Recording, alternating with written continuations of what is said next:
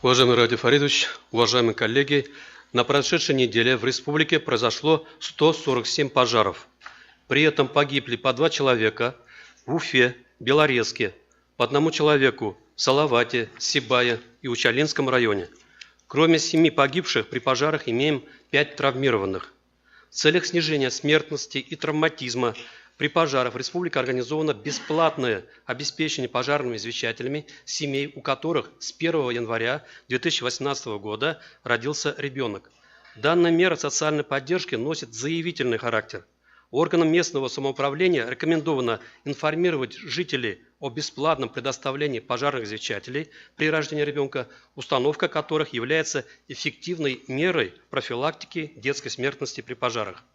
На сегодняшний день за пожарными извещателями обратились только 10,5 тысяч человек, и это при цифре свыше 47 тысяч родившихся в 2018 году. По информированию и распространению пожарных извещателей в лучшую сторону отмечаются Баймакский, Дуванский и Кармаскалинский районы.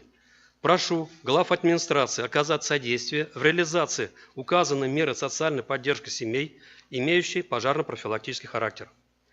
На прошедшей неделе поступило 58 сообщений, связанных с угрозой террористического акта. Пик угроз зарегистрирован 31 января, когда по электронной почте получено сообщение о заложенных взрывных устройствах на 33 объектах.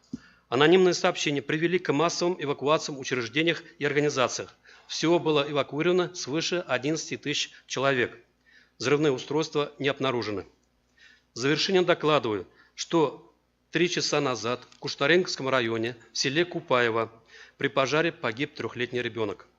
Это уже 4-й погибший ребенок с начала года.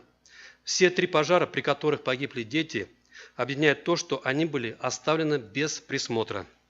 Госкомитет во взаимодействии с Главным управлением МЧС России по республике на этой неделе в срочном порядке подготовит комплекс дополнительных мер по профилактике детской смертности при пожарах для совместной реализации с органами местного самоуправления.